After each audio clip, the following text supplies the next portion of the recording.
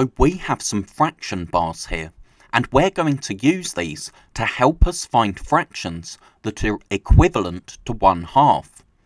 So we have 1/2 here because we have one part out of two parts shaded. How many quarters is equivalent to 1/2? Well, to find equivalent fractions, we can use multiplication. 2 times 2 is 4, and what we do to the denominator, we need to do to the numerator as well, and 1 times 2 is 2.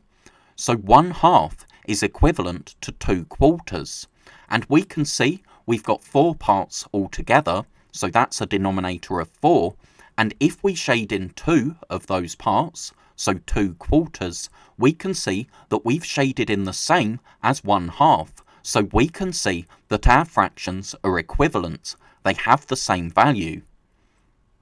Now, 1/2 is equivalent to how many sixths?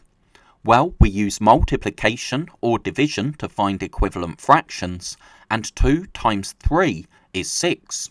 What we do to the denominator, we need to do to the numerator as well. So 1 times 3 is 3, so 1/2 is equivalent to 3/6.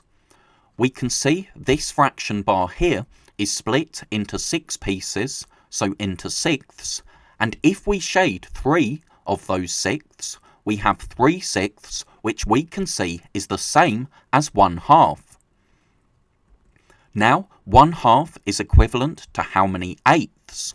Well, 2 times 4 is 8. What we do to the denominator, we do to the numerator as well, and 1 times 4 is 4.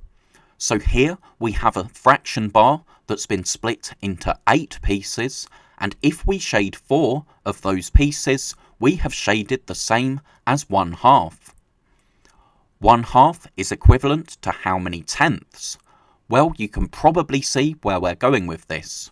2 times 5 is 10, so do the same to the numerator. 1 times 5 is 5, so if we shade 5 of our tenths, we have a fraction that's equivalent to 1/2. It has the same value as 1/2.